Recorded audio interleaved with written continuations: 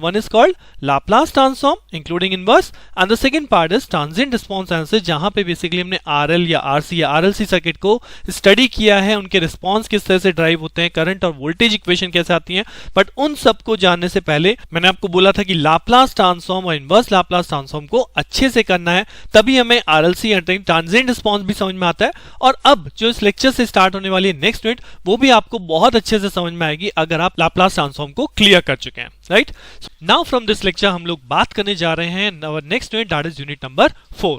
Unit number 4 main topic है आपका network function, जहां पे कि आपको टू पोर्ट नेटवर्क के बारे में बात करनी है कि टू पोर्ट नेटवर्क क्या है, किस तरह से उसके लिए हम कैलकुलेशन करते हैं फॉर द नेटवर्क फंक्शन, और हम टू पोर्ट नेटवर्क से रिलेटेड पैरामीटर्स, डिफरेंट पैरामीटर्स हैं, कैसे उनमें रिलेशन पैरामीटर्स के अंदर या पैरामीटर्स अगर दो नेटवर्क कनेक्ट करेंगे आपस में तब कैसे कैलकुलेट करना है। So there are lot of things in your two port network, but before proceeding directly to this two port network, first of all we have to understand what is one port network also. So in this lecture firstly मैं आपसे सबसे पहला topic discuss करने वाला हूं, that is complex frequency. After that straightforward we will learn how to calculate the network function for one port and two port network. तो यहाँ पे आपको इंट्रोडक्शन भी मिलेगा कि वन पोर्ट टू पोर्ट क्या है और किस तरह से नेटवर्क फंक्शन कैलकुलेट करते हैं, और नेटवर्क फंक्शन में यहाँ पे एक इंपॉर्टेंट टॉपिक भी पढ़ेंगे, that is poles and zeros concept. So let's start our lecture on network function. तो सबसे पहले बात आती है कॉम्प्लेक्स फ्रीक्वेंसी ना, व्हाट इज कॉम्प्लेक्स फ्रीक्वेंसी। अब अगर मैं फ्रीक्वेंसी की बात करूं तो we have already seen the frequency term, right. Frequency हम नॉर्मली पढ़ते हैं, फ्रीक्वेंसी क्या है, frequency is not by f, normally जो हम पढ़ते हैं that is not by f, और इसकी जो फ्रीक्वेंसी यूनिट होती है that is called hertz, that is cycle per second, this is our normal frequency. अब अगर मैं सेकंड टाइप ऑफ फ्रीक्वेंसी की बात करूं जो हम नॉर्मली पढ़ते हैं that is called omega, omega stands for angular frequency, बिल्कुल absolutely, angular frequency is not by omega and is expressed in radian per second, right. So ये दो फ्रीक्वेंसी जो है हम नॉर्मली अब तक पढ़ते आते हैं कि omega equals to 2 pi f, where f is stand for normal frequency और linear frequency and omega stands for angular frequency. But now the concept is what is complex frequency. तो कॉम्प्लेक्स फ्रीक्वेंसी क्या होगी, अगर मैं complex word का use करूं तो complex word क्या होता है, कॉम्प्लेक्स नंबर होता है a प्लस IB, यानी कि जिसमें एक रियल टर्म हो और एक इमेजिनरी टर्म हो, राइट। सो यहां पे भी अगर हम कॉम्प्लेक्स फ्रीक्वेंसी वर्ड यूज करें तो दैट मींस ऐसी फ्रीक्वेंसी जिसमें रियल पार्ट और इमेजिनरी पार्ट दोनों अवेलेबल हो, राइट। सो यहां पे जो कॉम्प्लेक्स फ्रीक्वेंसी टर्म होती है that is not by S, और ये S क्या है, S वही है जो आपने लास्ट यूनिट में पढ़ा है, that is nothing but S domain Laplace transform. और उसके स्टार्टिंग इंट्रोडक्शन में मैंने आपको बताया था कि वेरिएबल S लाप्लास डोमेन जो होता है that is defined as S is equal to sigma plus J ohm, जहां पे सिग्मा क्या होता है, sigma is the real axis and J omega is our imaginary axis. तो बेसिकली जो टर्म है S is not by a complex number, और इस कॉम्प्लेक्स नंबर के अंदर रियल पार्ट क्या है, that is sigma, but imaginary part क्या है, इमेजिनरी पार्ट एक फ्रीक्वेंसी है, right? So that's why this variable S is called the complex frequency because it's look like a complex number, real part और imaginary part है, और जो इसका imaginary part है वो एक frequency है and that is called angular frequency, right. So अगर आपसे 2 मार्क्स के क्वेश्चन में क्वेश्चन पुट अप हो रहा है what do you mean bye complex frequency, तो आप सिंपल सी 3 लाइनों का इंट्रोडक्शन लीजिए, आपको याद आ जाएगा कि एफ नॉर्मल फ्रीक्वेंसी होती है, ओमेगा एंगुलर फ्रीक्वेंसी होती है, and then what is complex frequency, that is s, right, denoted by sigma plus J omega, where sigma is called attenuation factor और also called the real part of complex frequency, right. मैं इसे याद रखता हूं attenuation, attenuation मतलब जो factor हमारा loss को शो करेगा। दूसरा ओमेगा है, that is imaginary part of the complex frequency and is called angular frequency, right. So यहां तक आप सिंपली याद रख सकते हैं what do you mean by the complex frequency. एक एग्जांपल के तौर पे मैंने इसको क्वेश्चन को लेंथ देने के लिए यहां पे एक एग्जांपल भी कंसीडर किया है, सो दैट अगर कोई भी क्वेश्चन आपसे आता है और वो पूछता है इसको कॉम्प्लेक्स फ्रीक्वेंसी नोटेशन क्या है या किस तरह से इसे कॉम्प्लेक्स फ्रीक्वेंसी में डिनोट करेंगे, so we will take an example to understand this. So यहां पे मैंने एक सिग्नल कंसीडर किया that is xt is equal to a to the power st, right. अब मैं इसके रियल और इमेजिनरी पार्ट यानी मैं इसे कॉम्प्लेक्स फ्रीक्वेंसी टर्म में डिनोट करना चाह रहा हूं, तो I need to calculate the real and the imaginary part of this signal. तो इसका रियल और इमेजिनरी कैसे कैलकुलेट करूं, I will simply put in place of s किससे रिप्लेस होगा, सिग्मा प्लस जे ओमेगा। अब जब s सिग्मा प्लस जे omega से रिप्लेस करेंगे तो यहाँ xt इज इक्वल टू क्या हो जाएगा, a e to the power sigma plus J omega into t, जिसको हम सेपरेट कर सकते हैं, means e to the power sigma t अलग और e to the power j omega t अलग, दैट मींस ये हो जाएगा a e to the power sigma t और into e to the power j omega t, right. अब now e to the power j omega t as per Euler identity I can expand it in form of cos and sin, right. e to power j theta क्या कहता है, cos theta plus j sin theta. तो same चीज अगर हम यहाँ पे apply कर दें तो a e to power sigma t as it is है। This term can be expanded as per Euler's identity, that is cos omega t plus j sin omega t, जिसको मैं सेपरेट करके भी लिख सकता हूँ a e to power sigma t into cos omega t plus j a e to power sigma t into sin omega t। So basically this function xt, is xt को आपने दो पार्ट में break कर लिया, one is the real part and one is the imaginary part. तो यही चीज आप यहाँ पे अलग से शो भी कर सकते हैं कि from the above equation we can write the real part of xt is a to power sigma t cos omega t and the imaginary part is a to power sigma t sin omega t, राइट। तो this is the concept of complex frequency. अगर 2 marks में question है तो भी, और अगर आपका 10 मार्क्स में स्टार्टिंग में ये पॉइंट जोड़ दिया जाता है what do you mean bye complex frequency, explain complex frequency, उस केस में आपको ये पूरा का पूरा जैसे मैंने आपको यहाँ बताया है, आप f डिफाइन कीजिए, ओमेगा डिफाइन कीजिए, देन इंट्रोड्यूस कीजिए कॉम्प्लेक्स फ्रीक्वेंसी को and then take an example, और उसे यहाँ पे किस तरह से हम सेपरेशन करते हैं, किस तरह से हम रियल और इमेजिनरी पार्ट को शो करते हैं, जस्ट शो इट, राइट। अब ये तो हो गई कॉम्प्लेक्स फ्रीक्वेंसी की बात। नाउ द नेक्स्ट टॉपिक जो आपके इस पूरी यूनिट में यूज होने वाला है that is called network function. जी हाँ, क्या होता है नेटवर्क फंक्शन, कौन कौन से नेटवर्क फंक्शन हम यहाँ पे ड्राइव कर सकते हैं, और उससे पहले कि हमारे यहाँ पे कौन से तरीके के नेटवर्क अवेलेबल हैं। अब यहाँ पे कोई नए नेटवर्क की बात नहीं करने वाला हूँ, we have already seen the network type, but अब हम उन नेटवर्क को उनके नाम से पढ़ रहे हैं। नाम से पढ़ रहे हैं इन द सेंस, जैसे यहाँ पे एक नेटवर्क आपके सामने लिखा हुआ है, ये एक नेटवर्क लगा हुआ है, इसमें कोई RLC नहीं लगा है, बट इस टाइप का network we have already seen कि अगर मैंने यहाँ पे R लगा दिया, C लगा दिया and here it is the voltage, right. So ये क्या है, ये एक वन पोर्ट नेटवर्क कहलाता है। वन पोर्ट नेटवर्क क्यों है, because this network is open from one and, right. वहीं पे अगर मैं इस नेटवर्क को लाइक दिस इस तरह से भी कनेक्ट कर दें, इसको सेकंड साइड भी ओपन कर दें जहां पे हम वोल्टेज या करंट कैलकुलेट कर सकते हैं, in that case this is called the two port network, जो मैं अभी आपको आगे शो करूंगा, राइट। सो फिलहाल किस तरह से हम पोर्ट को डिफाइन करते हैं, based on the open terminal, कि कहां पे हम वोल्टेज को कैलकुलेट कर सकते हैं, करंट फ्लो करा सकते हैं, उस पॉइंट को हम बोल रहे हैं वन पोर्ट और टू पोर्ट नेटवर्क। तो as per the given figure ये अभी कैसा नेटवर्क है, वन पोर्ट नेटवर्क है।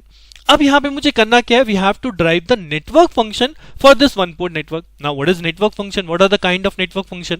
सो यहां पे अगर मैं फंक्शंस की बात करूं कि मैं इस वन पोर्ट नेटवर्क से ड्राइव क्या कर सकता हूं, सो आई कैन ड्राइव, मुझे एक वोल्टेज दिखाई दे रहा है, करंट दिखाई दे रहा है, I can drive the simple ratio of V by S, right. और इस केस में V by S को हम क्या बोलते हैं, इस केस में V by S को बोलते हैं impedance function, right. This is a kind of network function जो कि क्या बोला जाता है, इंपेडेंस फंक्शन बोला जाता है। और इसके पहले एक वर्ड और जोड़ दिया गया, that is called driving point impedance function, because यहाँ पे जो वोल्टेज सोर्स है this is driving this network, that's why ये ड्राइविंग पॉइंट इंपेडेंस फंक्शन पूरा वर्ड बन गया। तो अगर आपके क्वेश्चन में कोई नेटवर्क देने के बाद आपसे पूछा जाए calculate the driving point impedance function, so ultimately मुझे इंपेडेंस फाइंड आउट करना है, that is not by ZS is equal to VS upon IS। अब देखिए जो ब्रैकेट में S चल रहा है that is nothing but in the Laplace domain. तो हम सर्किट को लाप्लास में ले जाते हैं, बिकॉज सर्किट के अंदर आपका L भी हो सकता है, R भी हो सकता है और C भी हो सकता है। सो इनको एनालिसिस करने के लिए सबसे बेस्ट होता है लाप्लास डोमेन, जहां पे हम यूज करते हैं लाप्लास का। That's why the impedance function is written as in form of Laplace domain, that is defined as the ratio of voltage by current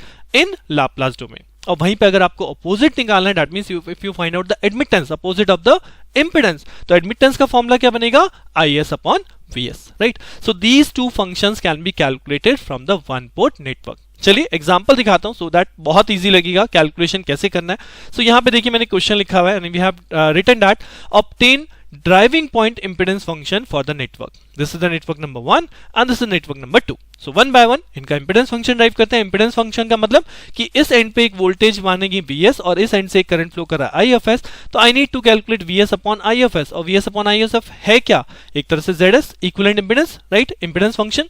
तो अल्टीमेटली ये जो सारे एलिमेंट आपके लगे हैं, मुझे इसका इक्विवेलेंट निकालना है, जो हमने पहले भी यूनिट में पढ़ा है डीसी नेटवर्क के अंदर, equivalent resistance of the network. और इक्विवेलेंट रेजिस्टेंस कैसे निकालते हैं, एलिमेंट सीरीज में लगे हैं, पैरेलल में लगे हैं, उन्हें सॉल्व करते जाना है and will find out the total equivalent resistance. But यहाँ पे रेजिस्टेंस ना बोल के मैं क्या वर्ड यूज कर रहा हूं, इंपेडेंस, बिकॉज यहां पर सर्किट के अंदर केवल रेजिस्टेंस नहीं है, we have inductance and capacitance also, right.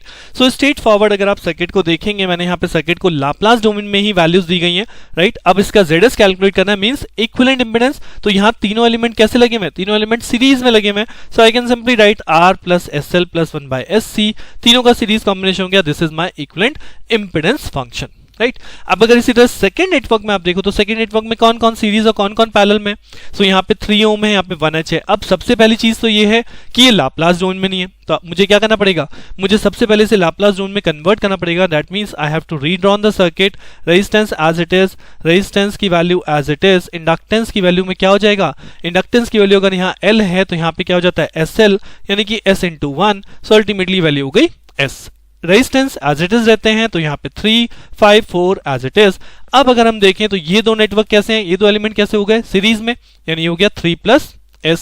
अब 3+S इस 4 के साथ कैसा हो जाएगा, पैरेलल, दैट मींस ये हो जाएगा पैरेलल विद 4। और उसके बाद ये कंप्लीट आपका 5 के साथ कैसा दिखने वाला है, सीरीज में। तो अल्टीमेटली अगर मैं इसका ZS डिफाइन करूं तो that is nothing but 3+S parallel with 4 + 5। अब पैरेलल कॉम्बिनेशन कैसे सॉल्व करना है, we know that R1 R2 divide by R1 + R2, तो यहां से इसे सॉल्व किया, फिर उसके बाद +5 से एलसीएम लीजिए, you will find out this answer 9S + 47 divide by S + 7, right. So अगर यहाँ कॉन्सेप्ट की बात करूं तो कॉन्सेप्ट आपका वही पुराना है, सीरीज और पैरेलल में कैसे सॉल्व करना है, बट यहाँ पे सारी की सारी चीज किस में हो रही है, S डोमेन में हो रही है। दैट्स वाई लाप्लास को हमें जानना, समझना, याद रखना बहुत जरूरी है, राइट। एक और एग्जांपल दिखाता हूं, देखिए ये तो हो गई ड्राइविंग पॉइंट इंपेडेंस फंक्शन की बात, but might be you have given in the question driving point admittance function, right. अब एडमिटेंस फंक्शन कैसे लाएंगे, सो एडमिटेंस फंक्शन का मतलब है we have to calculate y of s, उसके लिए भी मैं क्या कैलकुलेट करूंगा, मैं ZS ही कैलकुलेट करूंगा, और लास्ट में अपने आंसर को क्या करने वाला हूं, इनवर्स करने वाला हूं, क्योंकि कैलकुलेशन ZS की ज्यादा सिंपल होती है, राइट। सो 1 by 1 देखते हैं नेटवर्क में ZS कैसे कैलकुलेट करना है। अब अगर नेटवर्क नंबर 1 की बात करेंगे तो यहाँ पे सिमिलरली आपको दिख रहा है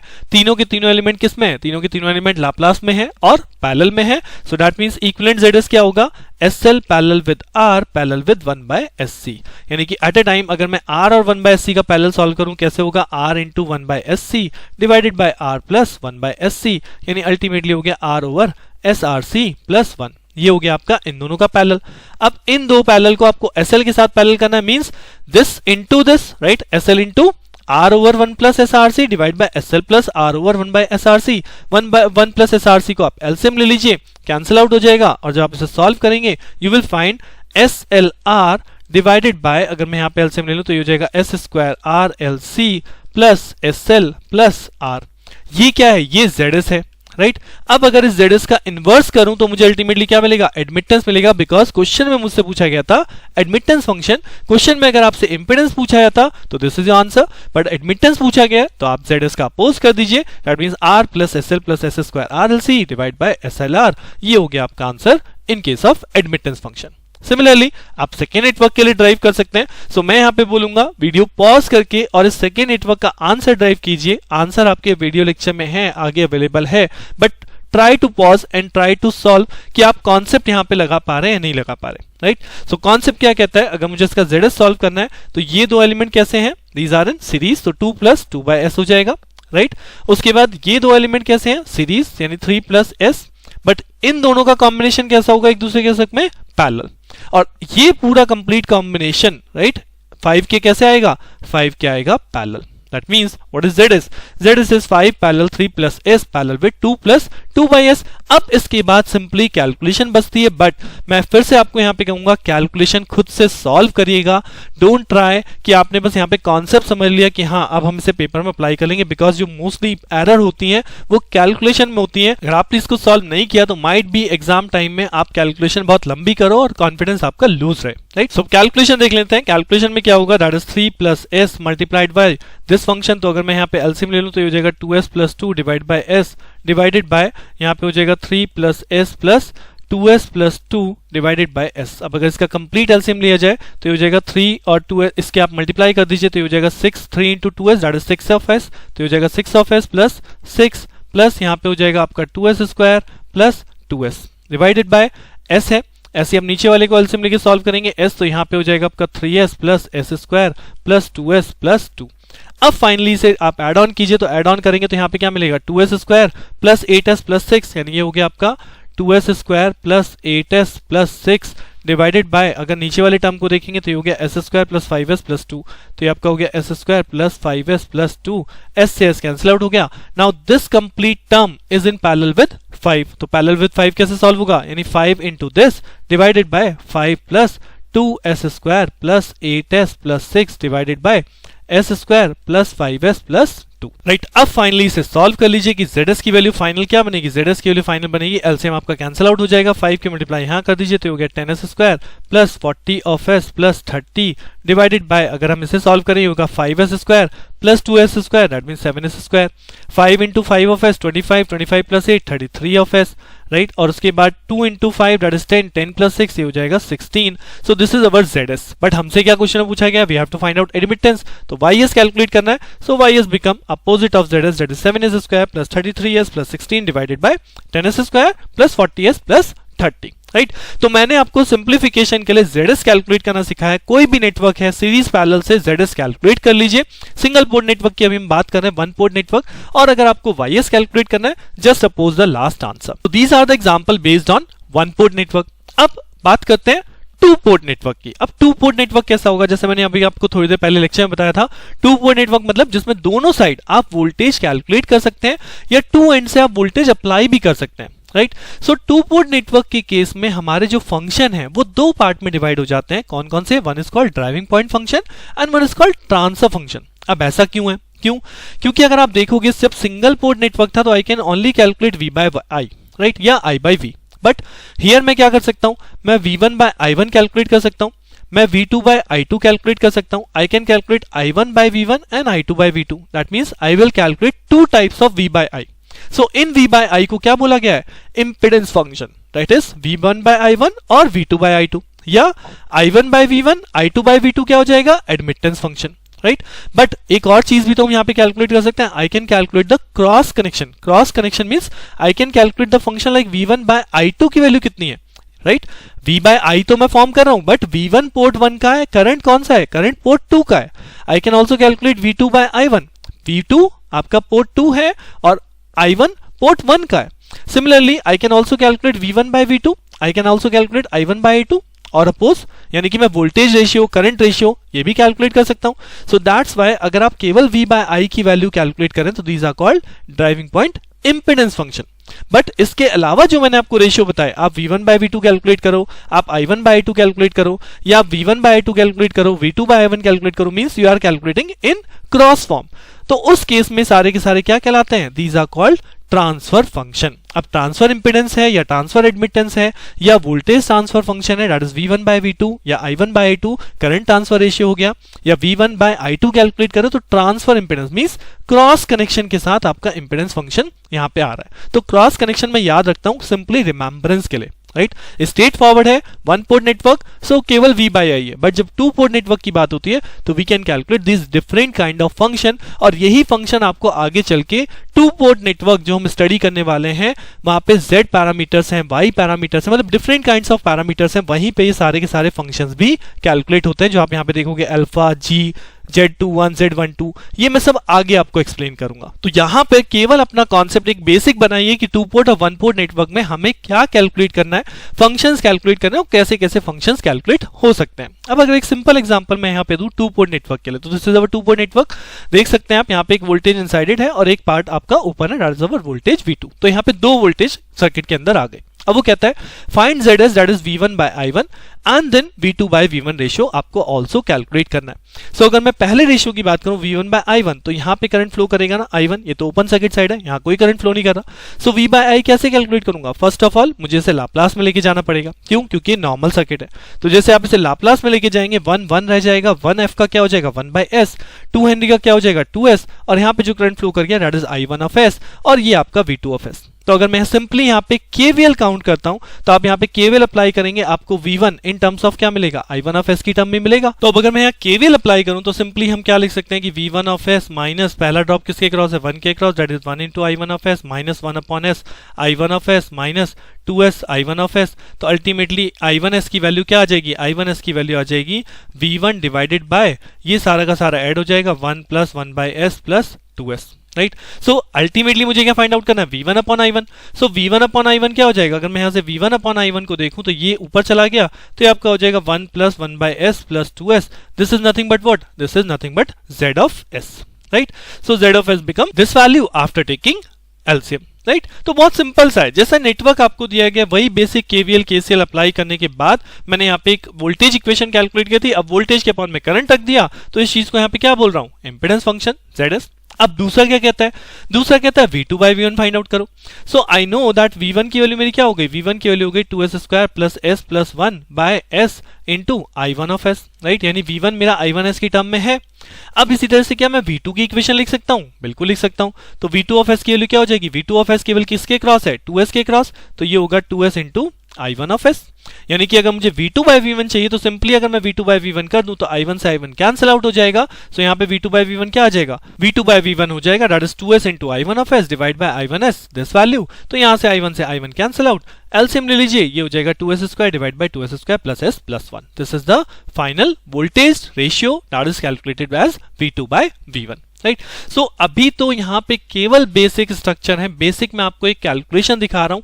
यहां से अभी जब आगे चलेंगे तो अभी बहुत सारी कैलकुलेशन बाकी है, बट यहाँ पे इसको एक बेसिक की तरह, फंडामेंटल की तरह यूज कीजिए कि हाँ हमें एक्चुअली करना क्या है। We can calculate the different kind of ratios, और उन्हें कैलकुलेट करने के लिए मेरा केसीएल केवीएल, मेरा बेसिक जो भी अब तक हमने समझा है सब अप्लाई होने वाला है। कौन सी चीज कहां अप्लाई हो जाएगी, केवीएल केसीएल तो आपके नेटवर्क में कहीं बचता ही नहीं है, कहीं भी अप्लाई हो जाता है, right? So इस लेक्चर में these are the concept that we have covered. What is complex frequency and what is the introduction about your network function, कि अगर आपको एक सिंपल वन पोर्ट नेटवर्क या टू पोर्ट नेटवर्क में कोई function calculate करना है, सो हम किस तरह से अपनी कैलकुलेशन करने वाले हैं, how will I solve the questions. Now in the next lecture हम एक बहुत इंपॉर्टेंट टॉपिक की बात करेंगे that is called pole and zero function. Pole और जीरो क्या होते हैं, पोल जीरो डायग्राम कैसे ड्रॉ करते हैं, और ये जो हमने यहाँ फंक्शंस देखे हैं इनकी प्रॉपर्टी के बारे में बात करूंगा। तो जानने के लिए बने रहिए मेरे साथ, मिलते हैं नेक्स्ट लेक्चर में। Keep practicing, thank you.